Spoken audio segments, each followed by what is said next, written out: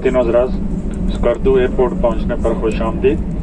यहाँ ज़मीन पे दर्जा हरारत 24 सेंटीग्रेड है और मकामी वक्त सुबह के 9:50 हुए हैं।